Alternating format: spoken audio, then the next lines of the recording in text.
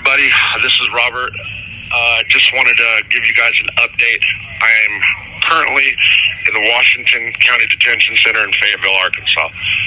And it's the same place I was back in April. And in a nutshell, I'm here for the same reason. Now, let me go ahead and back up real quick. So many of you have been paying attention to Convict Inc. know that in 1997, I was sentenced to life without the possibility of release.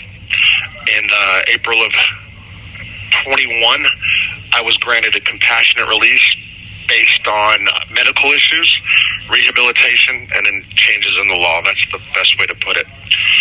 In April of last year, I was violated. My supervised release was violated based on failing drug test, leaving the state. I think that was about it. But I was given 649 days jail time credit. Jail time credit for 2 months. And the judge also sentenced me. He gave me an upward variance and gave me 649 days, which was because when I was let out of prison, I had 649 days good time vested. That means I did more time than I should have. And I know I'm not making much sense about that, but I guess the best way to put it is my sentence was reduced from life to 25 years. I did 23 years, 8 months, and 2 days. And on 25 years, I should have done something like 21 or 22. So I had that good time vested.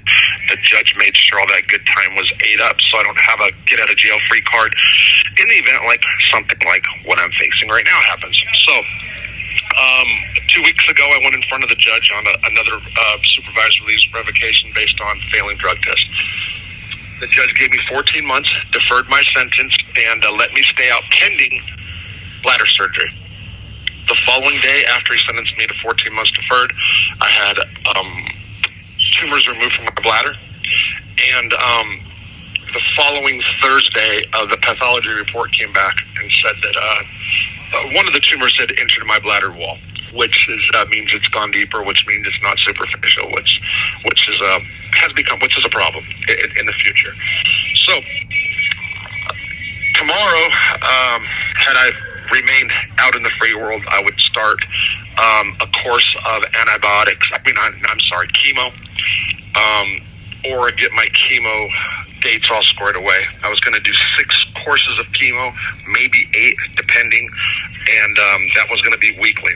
Well, last Wednesday, I went into my probation office and had a drug test, and after the drug test, I was also put on the sweat patch. I don't want to get into the detail of what happened exactly at the office because this is going to come up in court. But let's just say sweat patch was put on me, and let me tell you, I've been wanting that sweat patch for a year and a half. To me, the sweat patch, if you guys don't know it, it detects all drugs through your sweat. It's like a shock collar for a dog. That's the best way to put it. Anyway, so that was Wednesday. Thursday, actually, I was getting ready to do a YouTube live with a friend of mine. That was on the 1st, I believe. Was it Thursday the 1st? It was 2nd. Anyway, at the last minute, he decided not to go on. And I was setting another interview for YouTube on Friday. I was kind of getting prepared for that. Friday morning, I got up, helped a neighbor for a little bit of pocket money. At 9:48, I came to my house, and I saw I left my phone at home, and I saw that my probation officer had called and said that he was in the area and wanted to know if he can come by and do a home check and get it out of the way for January. So the probation is required to do a home check once a month. So I swear to God, I had an appointment with the vet for my puppy to get her shots, and I almost did not respond. But, because I had an appointment within 30 minutes. But I had to call him anyway because it was out of state. The vet is actually in Oklahoma. Anyway, I said I would wait. I called the vet, made a 1 o'clock appointment, and my probation officer and his boss, Brent Young, came to my house. And I will tell you, everything, my puppy was there. I showed him about the puppy, went around the house, did the home check. And I guess the only thing that was off is Brent said, hey, something about going in the back bedroom for a second. So I did. We're in the back bedroom, and I see him get a phone call, and then he walked out and then said, Robert, come outside in front with me. Man, I'd been thinking not one thing of it. I swear to God I didn't. When I walked into the front room, I was just about to grab a dip, Copenhagen, had my shoes on. Here comes another marshal, I believe. I don't know if it was one of the marshals or probation guys, came through my door, and I still didn't understand what was going on. Then I got closer to the front door, and I saw that there was I think there was 5 cars total. I want to say there's 14 people. I could be off on that number. I know there's 3 vans, 2 cars, I believe. And I just couldn't believe it, that a warrant had been issued for my arrest. And what I'm saying by that, I cannot believe the manpower that was spent to come to my house and get me, when I have turned myself in time and time again my whole life. It was like I was baffled. My probation officer even said on Wednesday that he'd highly doubted that my judge would ever issue a warrant. But anyway, that doesn't matter. Anyway, so I got arrested. The judge recalled or put a warrant out on me for them to bring me in.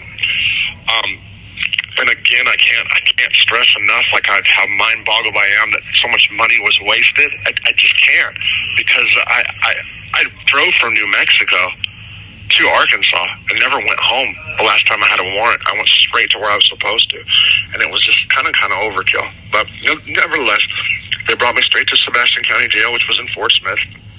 And this is well, I have to put this out there. As soon as I went in there to go to the bathroom, and they had to pick somebody else up.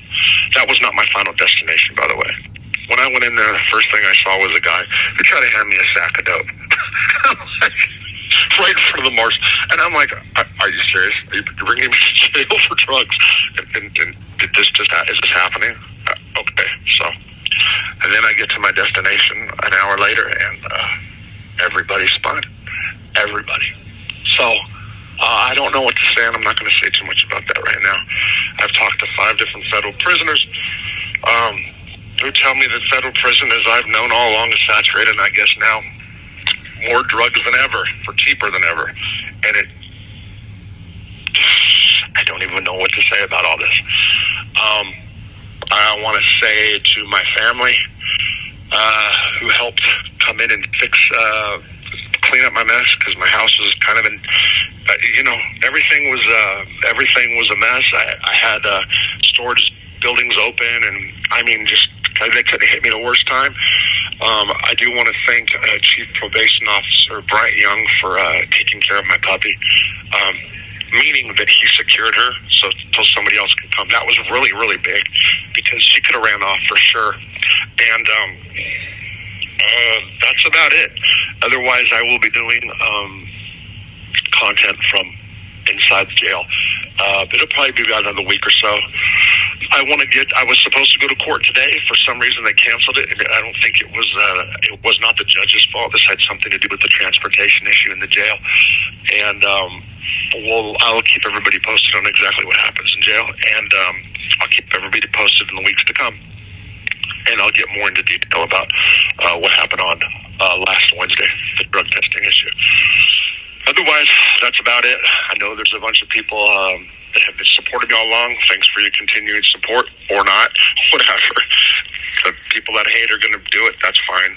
It is what it is. I'm not going to shy away from it. I will say that as regards to my medical treatment, I made a decision before even being arrested that I was going to deny medical in the Federal Bureau of Prisons, because I don't have it in me to fight the system when it comes to medical. It's not as cut and dry as people think.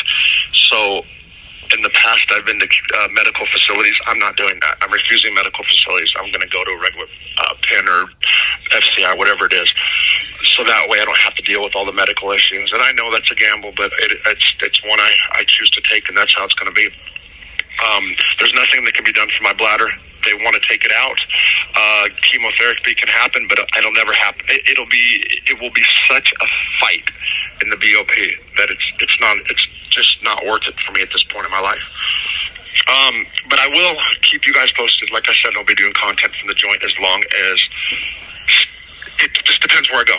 It depends where I go. And I'm going to go ahead and close on that. Take care.